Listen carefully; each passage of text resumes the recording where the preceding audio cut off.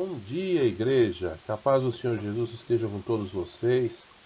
Seja bem-vindo à nossa EBD, nossa Escola Bíblica Dominical à Distância, né? Nós estamos aqui ministrando aos sábados, né? Para que você possa aí aproveitar melhor o domingo e tenha uma concentração maior no horário do culto, ok?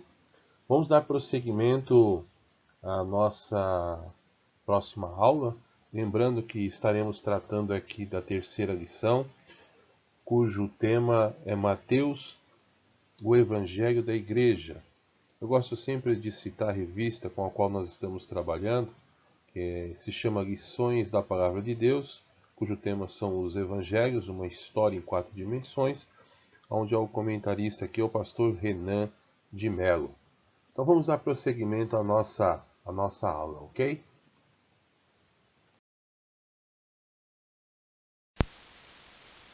Tema Mateus, o Evangelho da Igreja. Então nós vamos fazer a leitura que está registrada no Evangelho segundo Mateus, capítulo 16. Nós leremos do verso 13 ao verso 19.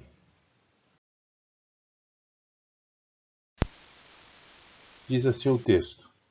Mateus, capítulo 16, do verso 13 ao 19. E chegando Jesus às partes de Cesareia de Filipe, interrogou os seus discípulos, dizendo: Quem dizem os homens ser o Filho do Homem? E eles disseram: uns, João o Batista, outros, Elias, e outros, Jeremias, ou um dos profetas. Disse-lhes ele: E vós, quem dizeis que eu sou? E Simão Pedro respondendo disse: Tu és o Cristo, o Filho do Deus vivo.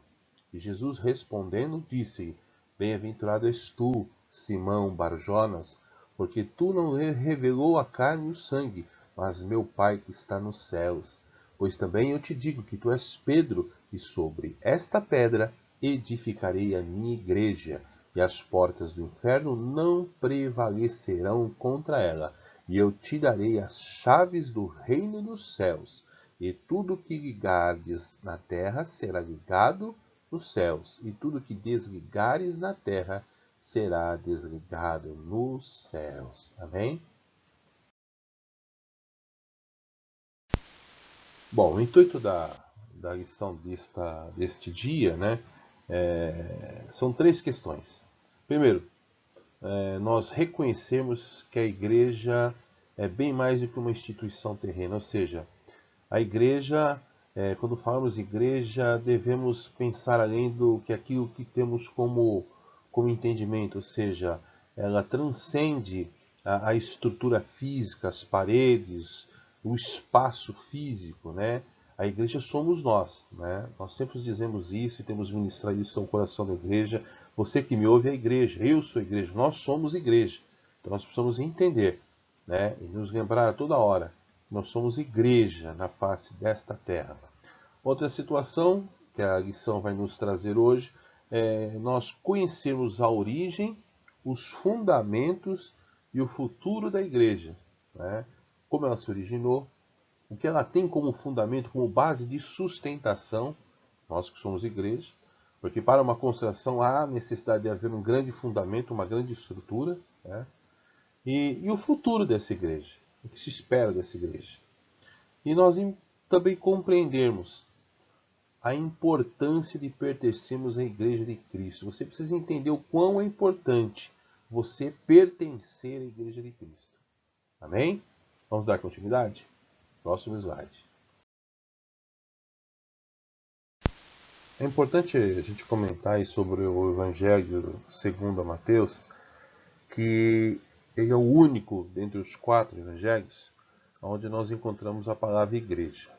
Veja bem que Jesus utilizou esse termo aí em 3 ocorrências. Primeiro lá em Mateus 16 e 18, né, que nós já lemos, mas eu vou reprisar aqui, repetir, diz assim: Também eu te digo que tu és Pedro, e sobre esta pedra edificarei a minha igreja, e as portas do inferno não prevalecerão contra ela. E há mais 2 referências em Mateus capítulo 18, verso 17, que diz assim: E Se ele não os atender, dize-o à igreja, e se recusar ouvir também, a igreja. Considere-o como gentil e publicano. Então veja que, por essa razão, Mateus é considerado o evangelho da igreja. E a palavra igreja ela tem origem no grego, eclésia. Né? A primeira parte da palavra é que significa fora, e kageu igual a chamar ou convocar. O que significaria? Os chamados para fora, né? Que nos remete a ideia de um determinado grupo que é tirado para fora para realizar algo, né? Então veja, é o que a gente tem muitas vezes falado, né? Ao coração da igreja, você tem sido ministrado através das pregações, dos ensinos, da escola bíblica. Nós estamos ali muitas vezes dentro da igreja física, naquele espaço físico, sendo preparados, né, para sermos uma igreja atuante fora, né, daquelas portas, né?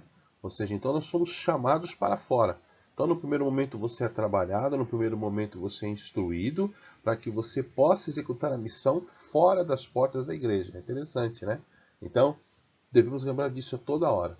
Então o Evangelho de Mateus, ele é considerado o evangelho da igreja, né? Vai trabalhar muito essa questão. Então lembre-se, você é chamado para fora, para realizar uma missão, um projeto, para fora daquelas paredes, em nome de Jesus. Amém?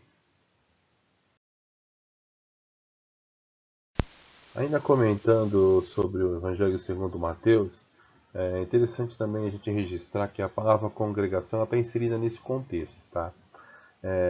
Congregação significa um grupo de pessoas reunidas para um determinado propósito, para uma determinada missão, né? E ela tem origem etimológica na palavra grega eclésia, os chamados para fora, que nem nós comentamos há pouco, né? E essa palavra eclésia ainda seria uma tradução da palavra hebraica cuja pronúncia é kahala, né? Ou seja, significaria assembleia. Então veja que o termo igreja ela possui diversos significados aí, dependendo do seu contexto, né?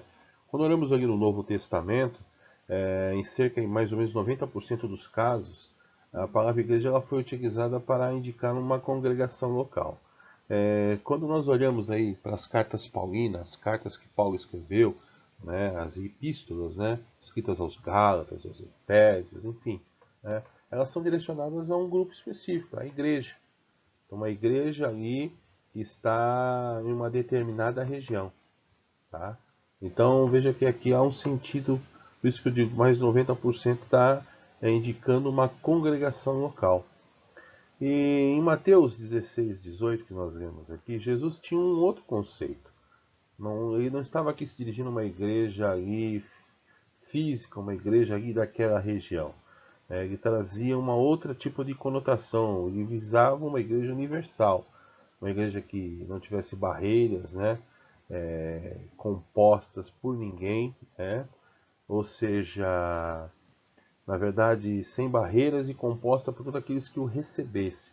Revelar em Gálatas capítulo 3, a partir do verso 26 e 29, diz assim: Pois todos vós sois filhos de Deus mediante a fé em Cristo Jesus, porque todos quantos fostes batizados em Cristo, de Cristo vos revestistes.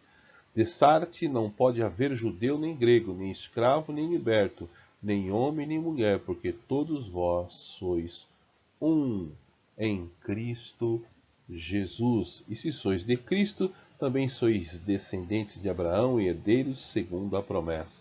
Então veja que aqui a ideia de Jesus Cristo ela é de ter uma igreja sem barreiras, compostas por todo tipo de pessoas, né? Então não há barreiras, uma igreja universal. Amém? Dando continuidade. Vamos falar agora da origem da igreja. A origem da igreja ela praticamente está relatada no capítulo que deu abertura à lição de hoje, né? Ou seja, ela acontece no momento onde Jesus interroga ali os seus discípulos acerca do que as pessoas e até eles próprios ali pensavam a seu respeito, né? Então Jesus então revela ali pela primeira vez que sobre esta pedra edificarei a minha igreja, né? E com essa declaração fica claro, né, que a igreja originou-se em Cristo. Amém? E ainda nesse assunto onde Jesus é o fundador da igreja, existe aí uma doutrina, eu diria até enganosa, que afirma que a igreja teria por fundamento Pedro, né? Todo mundo sabe que a Igreja Católica ela afirma que Jesus é o fundamento, ou que Pedro, perdão, é o fundamento da igreja. Mas é interessante, quando nós lemos lá em 1 Pedro, no capítulo 2, do verso 4 a 8, o próprio Pedro afirma algo diferente sobre isso. Então veja que essa doutrina que a própria Igreja Católica procura disseminar, né, ela não tem sustentação bíblica. Então quando nós lemos 1 Pedro capítulo 2, verso 4, diz assim: chegando-vos para ele a pedra que vive, rejeitada, sim, pelos homens, mas para com Deus eleita e preciosa. E quem está falando? Está falando de Jesus aqui. Verso 5. Também vós mesmos, como pedras que vivem, sois edificados casa espiritual, para ser de sacerdócio santo, a fim de oferecer de sacrifícios espirituais agradáveis a Deus por intermédio de Jesus Cristo. Veja que interessante o verso 5, né? Ele diz que nós somos edificados casa espiritual para sermos sacerdócio santo, por intermédio de quem? De Jesus Cristo. Então ele é a base. Verso 6. Pois isso está na Escritura. Eis que põe em Sião uma pedra angular. O que é a pedra angular? É a pedra de base, de sustentação, eleita e preciosa. E quem nela crer não será de modo algum envergonhado. Para vós outros, portanto, os que credes, é a preciosidade, mas para os descrentes, a pedra que os construtores rejeitaram, essa veio a ser a principal pedra angular. Verso 8. E pedra de tropeço e rocha de ofensa são estes os que tropeçam na palavra, sendo desobedientes para o que também foram postos. Amém? Então veja que o próprio apóstolo Pedro, através dessa passagem bíblica, ele afirma, né? Jesus é a pedra que vive, que foi rejeitada pelos homens. Jesus é a pedra angular, é a pedra que foi eleita, é a pedra preciosa. Ele que é a sustentação. Então cabe aqui, né, essa doutrina pregada pela Igreja Católica que Pedro é a base da igreja, ok?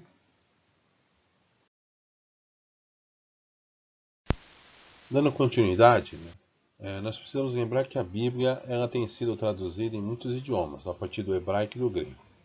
Bem, ainda analisando lá o texto novamente, registrado em Mateus capítulo 16, verso 18, eu fiz o seguinte, eu copiei aqui o texto, o versículo em português e o versículo no grego também, para que você possa analisar juntamente comigo aqui a seguinte questão.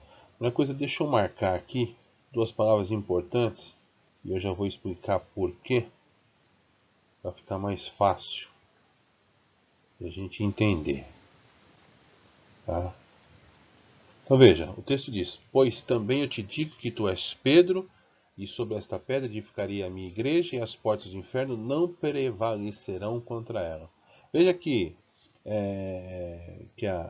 esse ensinamento, né, enganoso, né, ele não leva em consideração que as palavras mencionadas aqui no grego, elas são palavras diferentes, né? Você pode até fazer uma relação aqui, você lendo aqui o verso em português com o verso no grego, você vai conseguir até identificar as palavras aqui, tá? Eu vou tentar marcar aqui e depois aqui também. E você tenta enxergar aí também, tá? Então veja, Pedro, né? Significa Petrus, tá?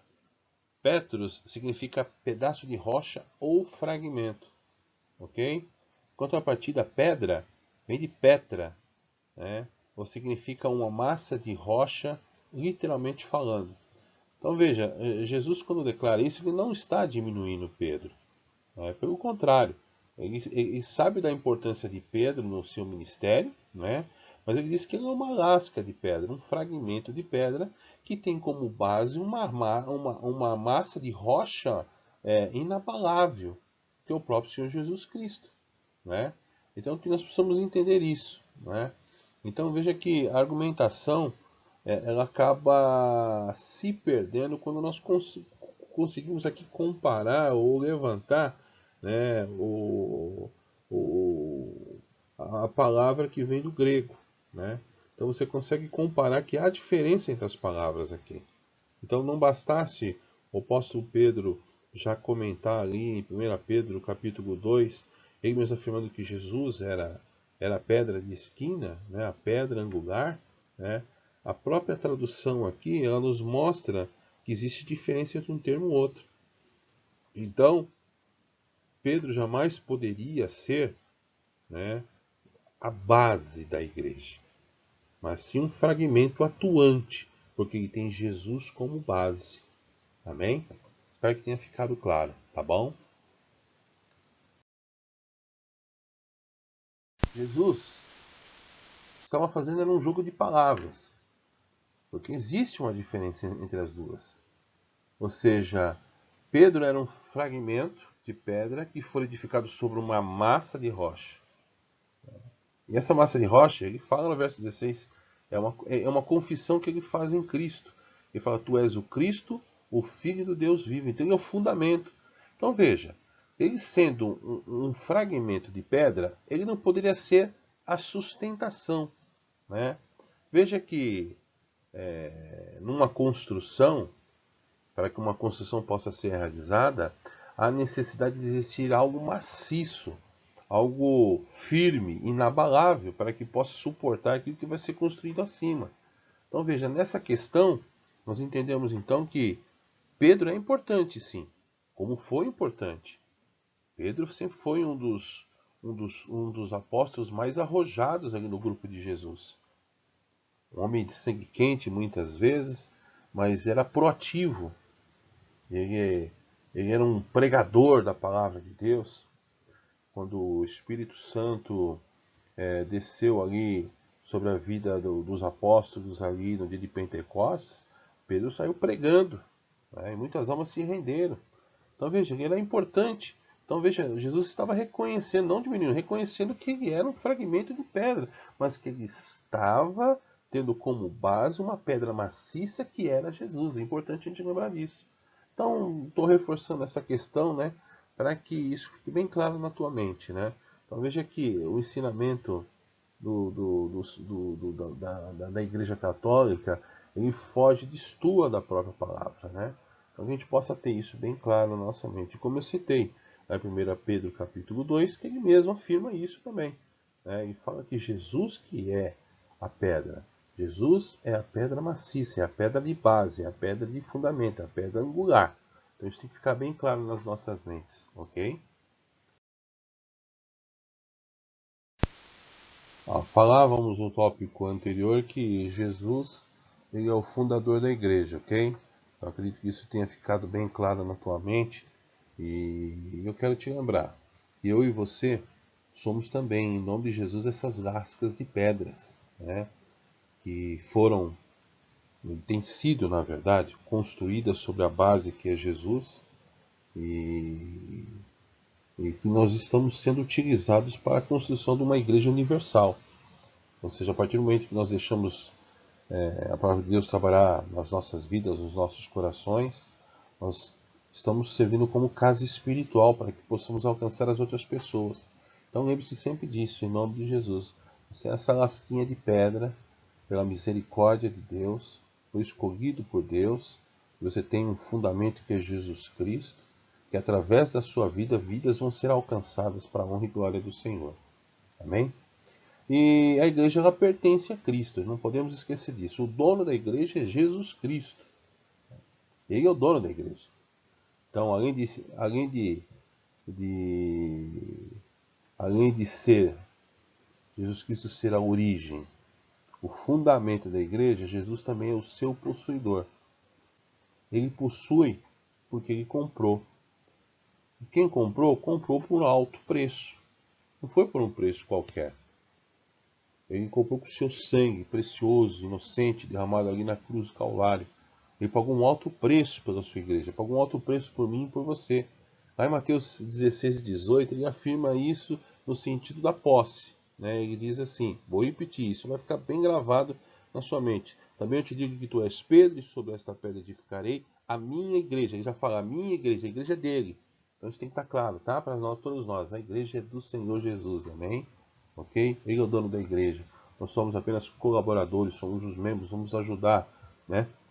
Cada um dentro da sua função do corpo de Cristo, para que a igreja ela possa se desenvolver em nome de Jesus, amém? Em Atos capítulo 20, 28, essas passagens que eu vou falando, seria interessante você acompanhar com a tua Bíblia também, tá? Não ficar só através das minhas palavras, né? É interessante você ter o hábito aí, né? É como se estivéssemos lá na escola bíblica presencial, tá, irmão e irmã? Né? Procura ter o hábito aí, enquanto estamos aqui falando, de você abrir a tua Bíblia, né? Porque temos que saber manejar bem a palavra de Deus, né? E a gente só consegue isso exercitando. Então procura abrir a tua Bíblia, né? Procura exercitar, né? Isso é importante. Atos capítulo 20, 28 diz assim: Atendei por vós e por todo o rebanho, sobre o qual o Espírito Santo vos constituiu bispos para pastoreardes a igreja de Deus, a qual ele comprou com seu próprio sangue. Então veja, duas informações importantes. Ele constituiu pessoas aqui para cuidar da igreja, para pastorear.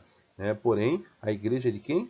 De Deus. E diz ainda que ele comprou com o seu próprio sangue. Por isso que eu digo que foi um alto preço. Porque quem compra, para ser dono de algo, você precisa comprar. Né? Ele comprou. Comprou com qual moeda? Mais cara, que poderia ser a mais nobre de todas elas. Comprou com seu próprio sangue. Agora em 1 Pedro, capítulo 18, 19 também, há uma passagem interessante. E eu quero ler aqui com você também, em nome de Jesus. Diz assim, só um minuto.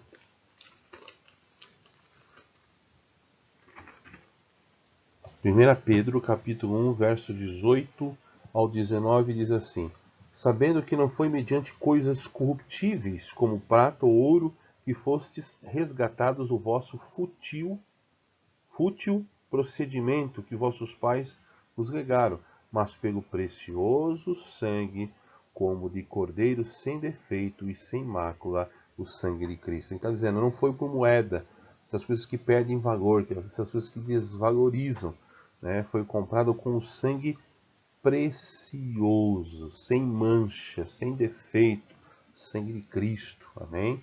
Então que a gente possa entender isso a cada momento da nossa vida também, em nome de Jesus, ok?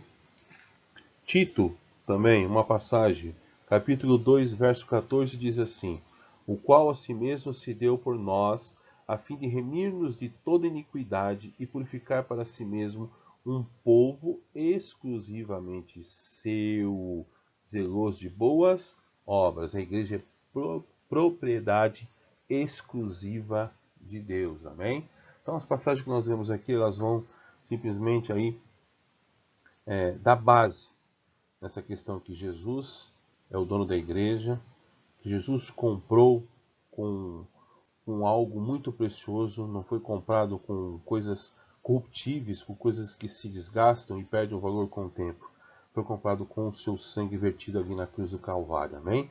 Então lembremos sempre, Jesus é o dono da igreja, amém?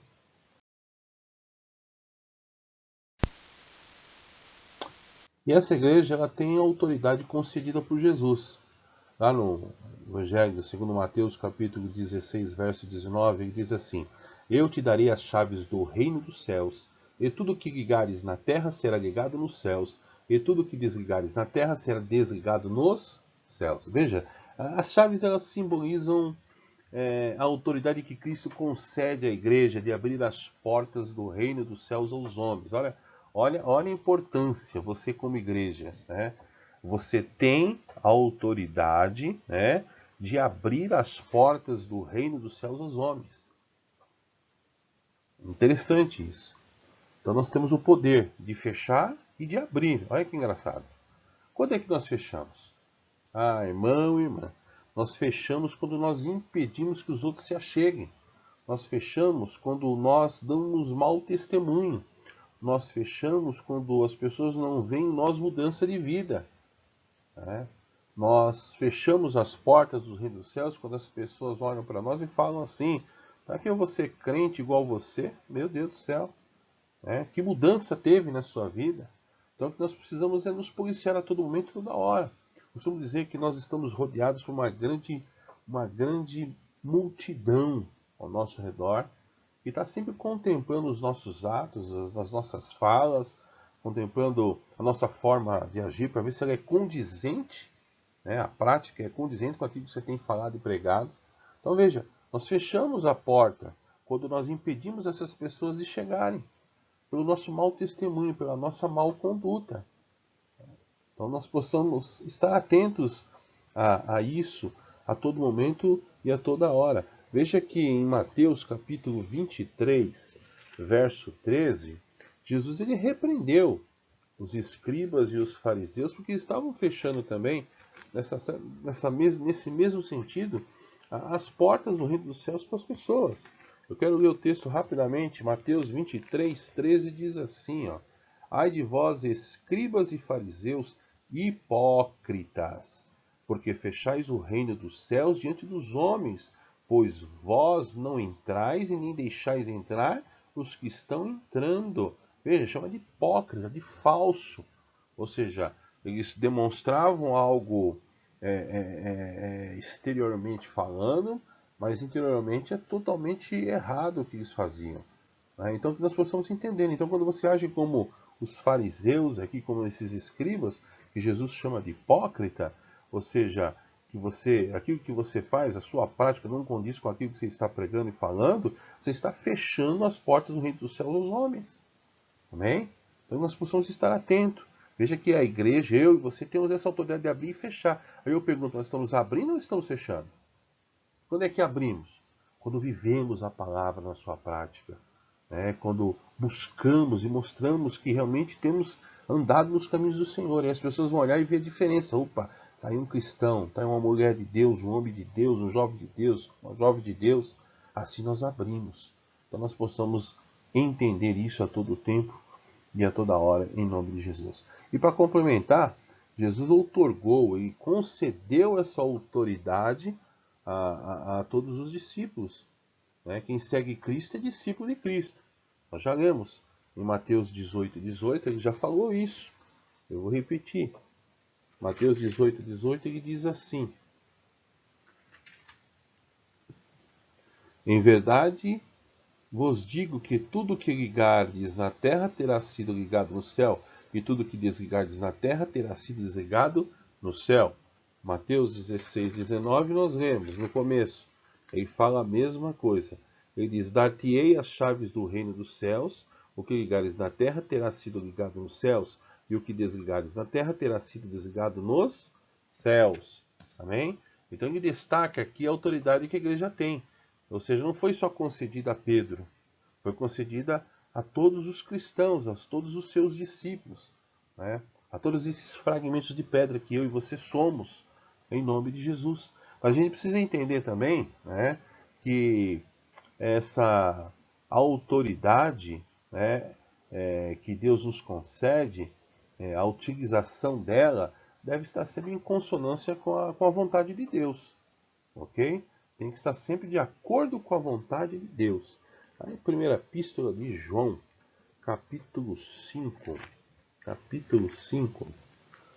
do verso 14, diz o seguinte: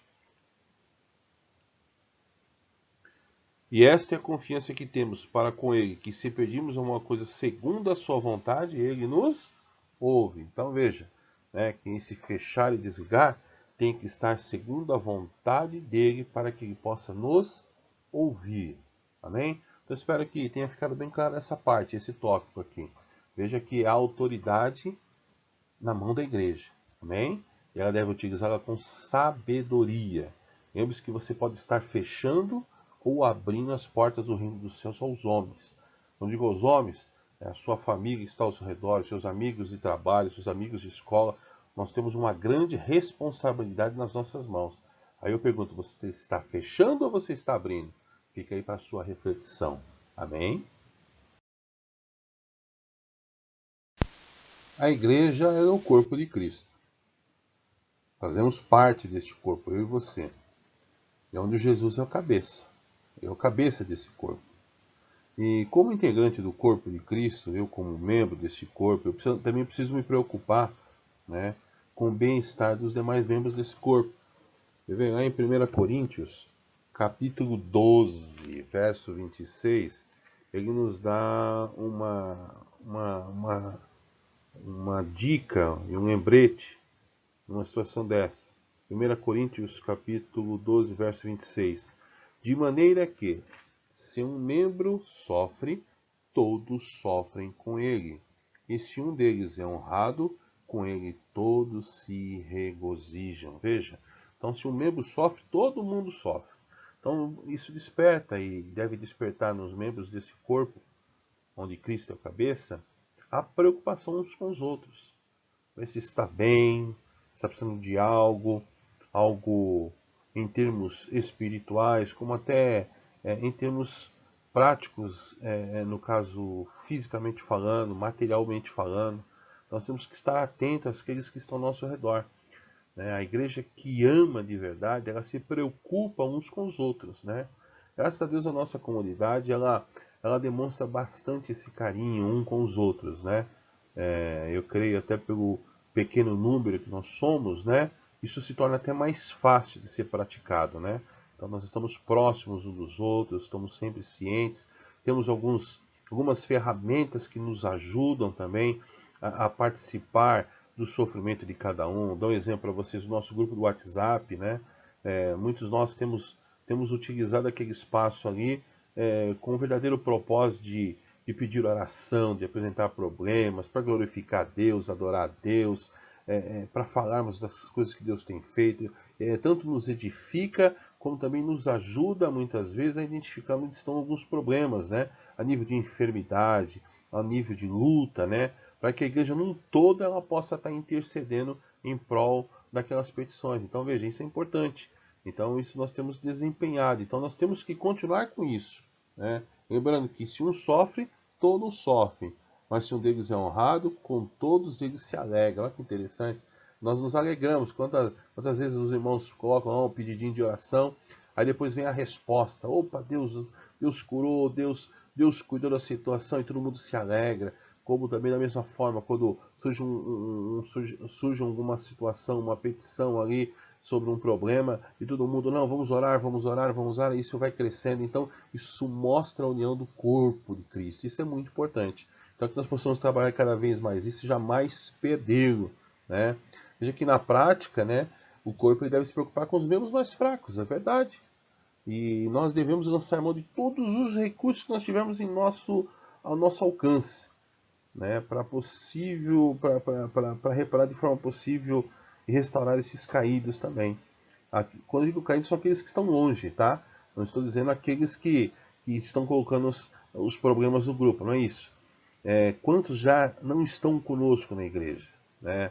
Se eu perguntar aí, você pode lembrar de um rostinho, de um nome, né? Alguns que começaram conosco e por algum motivo caíram na fé, né? Então o corpo também deve se preocupar com essas pessoas. Não simplesmente a gente chegar e cortá-los, né? Se preocupe com uma oração, uma palavra, se tiver condição de ter o contato com eles, faça-o, né? Para que ele se sinta, né? Amado, mesmo acolhido, estando distante. Então, esse é um papel importante do corpo de Cristo. Nós temos que nos cuidar, né, uns aos outros e cuidar daqueles que estão, por incrível que pareça, afastados também. Nós temos que ter esse cuidado também, essa preocupação em nome de Jesus. Né? Nós não podemos admitir, né, que viemos a perder vidas para o diabo, não. Às vezes eu lembro aqui de pessoas que passaram por nós ali, pelas escolas bíblicas, pelos cultos, enfim. E hoje elas estão na mão do diabo. Meu Deus, misericórdia. para que nós possamos nos preocupar com o corpo de Cristo. O que nós podemos fazer? Será que temos lançado mão de todos os recursos para ir em busca dessas pessoas que já não estão conosco, mas que ainda nós temos, de uma certa forma, algum contato? Fica aqui para mim e para você, para que possamos fazer uma reflexão nesse sentido. Você vê, quando lemos em Mateus capítulo 18, a partir do verso 10, diz assim: Vede, não desprezeis a qualquer destes pequeninos, porque eu vos afirmo que os seus anjos nos céus veem incessantemente a face de meu Pai Celeste. Porque o Filho do Homem não veio salvar o que está perdido. Que vos parece, se um homem tiver 100 ovelhas e uma delas se extraviar, não deixará ele nos montes as 99, indo procurar a que se extraviou? E se porventura a encontrem, em verdade vos digo que maior prazer sentirá por causa desta do que pelas 99 que não se extraviaram. Assim, pois, não é da vontade de vosso Pai Celeste que pereça um só desses pequeninos. Amém? Olha, então a parábola da ovelha perdida, ela cai, né, com uma luva para o corpo de Cristo. Nós temos que nos preocupar com essa ovelhinha que muitas vezes acaba se separando do grupo e se perdendo. Então que nós possamos, em nome de Jesus, ter esse entendimento como o corpo de Cristo. Amém? Então a igreja é um corpo de Cristo, mas é um corpo atuante, né?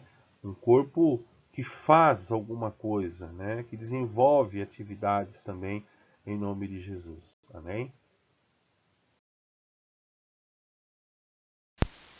Ainda sobre o tópico anterior, você como integrante do corpo de Cristo, lembra que você é importante.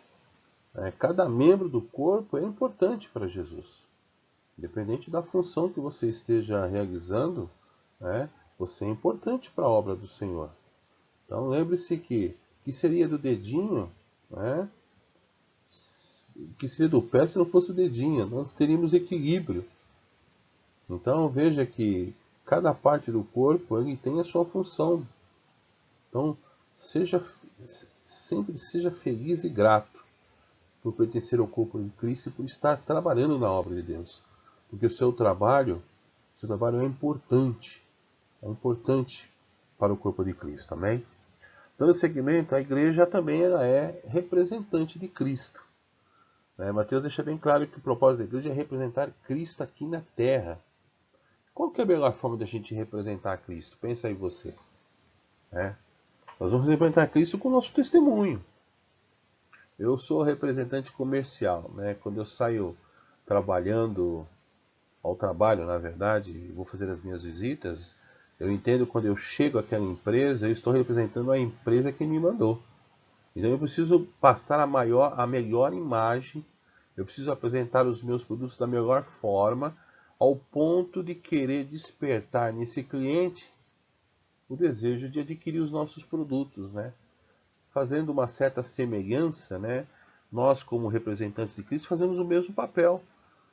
Você sai a este mundo mostrando Jesus Cristo e tentando despertar nas pessoas o desejo de conhecer esse Jesus. Isso é ser representante de Cristo aqui na Terra. E a gente só consegue isso com um bom testemunho, uma vida sincera diante de Deus, cumprindo a vontade de Deus. Então isso é importante, não devemos esquecer disso. Você, como igreja, é representante de Cristo onde quer que você esteja. Você é representante dentro do meio da sua família, aí dentro da sua casa, em meio à sua vizinhança, no seu trabalho, na sua escola. Você é um representante de Cristo, não esqueça disso. Às vezes nós queremos ser representante de Cristo somente lá no culto, na igreja, nos cultos semanais. Não, não. Você precisa ser representante de Cristo todo dia da sua vida. Amém? Então, lembramos disso. Interessante que Jesus deixou a sua igreja aí duas ordenanças, ou sacramentos, que podemos chamar também de rituais sagrados, que acabam evidenciando aí e tem o poder de lembrar aos membros desse corpo que todos são representantes de Cristo nessa terra. A primeira, a ceia do Senhor. Nada mais é o pão e vinho que simboliza o corpo e sangue de Cristo que foi vertido ali na cruz do Calvário em prol das nossas vidas, para nos resgatar, e que se estende também a toda a humanidade. E há dois propósitos nessa ordenança. Memorial. O que é memorial? Eu vou me lembrar, cada vez que eu participo da mesa do Senhor, da ceia do Senhor, eu vou lembrar do sacrifício que Jesus fez por mim, né? Então isso tem que estar claro na minha mente. Cada vez que eu vou participar da mesa do Senhor, eu lembro. E eu lembro que eu sou um representante dele, por causa desse sacrifício, sabe? É como se eu abrisse meu coração e entendesse que eu tenho uma dívida a pagar e é uma dívida impagável. E eu preciso entender isso. E a segunda forma, o segundo propósito, é justamente anunciar. Anunciar que ele vem, que ele vai voltar, né? Anunciar às pessoas que estão ao nosso redor, como representante de Cristo, que um dia ele voltará para buscar aqueles que fazem parte da sua igreja. Então, é uma missão dupla, né? Então entenda, representante de Cristo, irmão, representa a Cristo a toda hora e a todo momento, em nome de Jesus, amém? Sobre a igreja como representante de Cristo, né? Outra ordenança que o próprio Senhor Jesus deixou aos seus representantes aqui na terra foi o batismo, né? Por meio do batismo, o novo convertido declara publicamente ter aceitado de forma plena, pela fé, o sacrifício de Jesus Cristo na cruz do Calvário. E de igual modo, ele anuncia também a sua morte para o mundo e a sua ressurreição espiritual, assumindo que andará em novidade de vida. Todos nós aqui que fomos batizados, você lembra do seu processo, né? Você aceitou Jesus, creu em Jesus, aí você foi ser batizado, você declarou diante da igreja dos homens, diante de Deus, que você reconhecia esse sacrifício feito, e você também dizia que você estava morrendo para o mundo, né? E assumindo dali para diante uma nova vida diante de Deus, né? Então, todos nós passamos por essa experiência. Então, aquele que representa Deus, ele tem que se lembrar disso a toda hora, né? Dessa declaração que ele fez diante dos homens. E quando ele diz novidade de vida, que está em Romanos capítulo 6, verso 4, diz assim: fomos, pois, sepultados com ele, de forma simbólica, na morte pelo batismo, para que, como Cristo foi ressuscitado dentre os mortos, pela glória do Pai, assim também andemos nós em novidade de vida. Realmente a vida velha fica para trás. Aí você começa a trilhar uma vida nova, né, diante do Senhor. Amém? Então são as duas ordenanças, a ceia do Senhor e o batismo, que o Senhor deixou para a sua igreja, para os seus representantes, né, se lembrarem a toda hora que eles são representantes de Cristo nessa terra. Amém? Terminando aqui o nosso estudo, temos que entender que devemos ser uma igreja atuante, amém? Como representantes de Cristo. E aqui existe um tópico, está identificado igreja militante e igreja triunfante. Aí eu pergunto, que tipo de igreja nós precisamos ser? Igreja militante ou triunfante? A resposta é, meu irmão, que a primeira, militante, nos levará à segunda, a sermos triunfantes. Aleluia por isso. A igreja militante é aquela que atua no presente. Eu e você fazemos parte da igreja militante. Ela é composta pelos salvos vivos, sou eu e você. E os nossos irmãos aí nas outras denominações. Ou seja, são aqueles que batalham todo dia em prol do evangelho, que trabalham em prol todo dia da obra do Senhor. Essa é a igreja que milita, que trabalha, que luta, né, para que a palavra de Deus possa ser expandida na face da terra em nome de Jesus, né? Então, que possamos lembrar disso. E a igreja triunfante é composta pelos salvos, inclusive pelos que já morreram em Cristo, não importando a denominação, espaço geográfico ou histórico, sendo invisível e perfeita. Enquanto a igreja militante sou eu e você, nós somos visíveis, as pessoas não veem, mas nós somos imperfeitos. Mas mesmo assim somos militantes. Aleluia por isso. Em Mateus 16, 18, nós já lemos, Jesus se refere a essa igreja que somos nós hoje. É aquela cujas portas do inferno não prevalecerão contra ela. Veja, Jesus está apresentando aqui uma noiva, aleluia, que não tem medo de atuar. Uma noiva atuante, na verdade. Uma noiva que assume o seu papel, o seu trabalho a ser exercido aqui na face da terra. Ela não se sente acuada, ela não se sente tímida, essa noiva, ou até atemorizada. Ou seja, uma noiva que destemida, né? Uma noiva que enfrenta os problemas e as dificuldades dessa vida e que não foge à luta. É como se fosse um exército, não para, continua, sempre avançando, sempre avançando. Quanto mais perseguida, mais avança em prol do seu objetivo, que é expandir o reino dos céus aqui na face da terra, coração dos homens, enfim. Então essa é uma igreja militante, em nome de Jesus, amém? Então, e a igreja triunfante é a igreja que o próprio Senhor Jesus afirma lá no início da leitura, ou seja, uma igreja que iria subsistir neste mundo, apesar de todas as perseguições sofridas durante toda a sua história, amém? Então, terminando aqui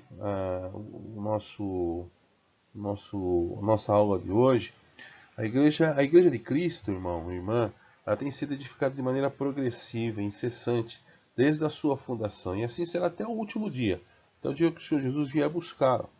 E nós precisamos lembrar que a igreja ela não é um clube ou um ponto de encontro. É uma comunidade de pessoas que são remidas pelo sangue de Cristo, aleluia. E ela tem um propósito. Qual que é o propósito? Proclamar o Evangelho a toda criatura e com ousadia. Devemos ser ousados em nome de Jesus e usados pelo Senhor. Temos que lembrar que devemos cultivar a comunhão, a fraternidade com todos os irmãos também. Temos que dar testemunho em nome de Cristo. E a igreja tem que estar aberta a todos. Lembre-se disso. A todos. Não sou eu e você que vamos impedir o acesso das pessoas à igreja.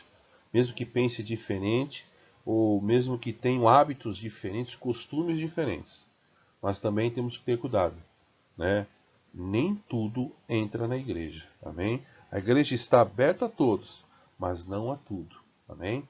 Então que você receba essa palavra, né, de ensino nesta manhã, né, que você possa aplicar na sua vida em nome de Jesus. Terminamos aqui o resumo, né, da terceira aula que nós tivemos há um tempo atrás, né, que você possa ouvir aí com bastante carinho, tá bom? Estou terminando de finalizá-la agora, são praticamente agora 5 horas e 45 minutos. Desde as 2 horas da manhã estou trabalhando nisso. Mas, enfim, que você possa estar aproveitando em nome de Jesus. Que Deus abençoe e até o nosso próximo encontro, se assim Deus permitir. Fique com Deus. Abraço. Amém.